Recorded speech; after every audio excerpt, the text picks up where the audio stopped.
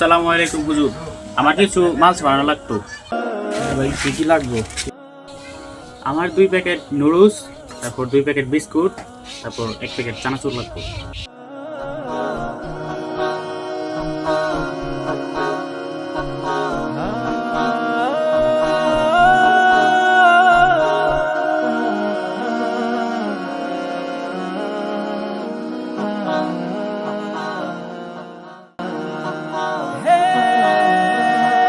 আসসালামু আলাইকুম হুজুর।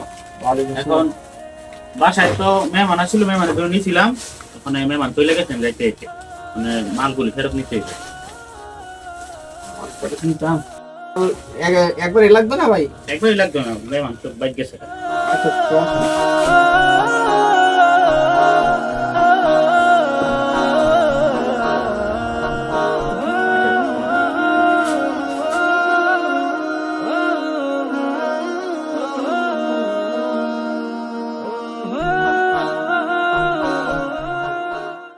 দেখলাম কি কি সদাই নিল ভাই, আপনি ফেরত রাখলেন।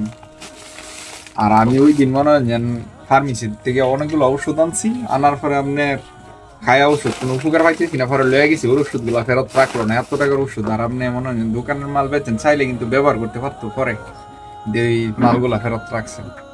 আর আমরা যে কোনো একটা ওষুধ আনলে মনে করেন ওষুধ ফার্মেসি লয়ে গেলে আর ফেরত রাখে না, বা দেখা গেছে কেউ মইরা গেছে গা, ওষুধগুলো বেশি, 3-4 হাজার টাকার ওষুধ আছে, অসহায় ফ্যামিলি, তখন দেখা গেছে ওষুধগুলো আপনার রাখতে চায় না। বিক্রিত মাল ফেরত না অনেক বড় একটা নেকির কাজ। রাসূল সাল্লাল্লাহু আলাইহি ওয়াসাল্লাম বলেন, মান আকালা নাদিমান, যে ব্যক্তি বিক্রিত মাল ফেরত দিবেন, কিয়ামতের দিন আল্লাহ তাআলা তার দুষ্কৃতি গোপন রাখিয়া জান্নাতে মেহমান বানিয়ে দিবেন। তো আসুন না আমরা এই হাদিস অনুযায়ী আমল করার চেষ্টা করি।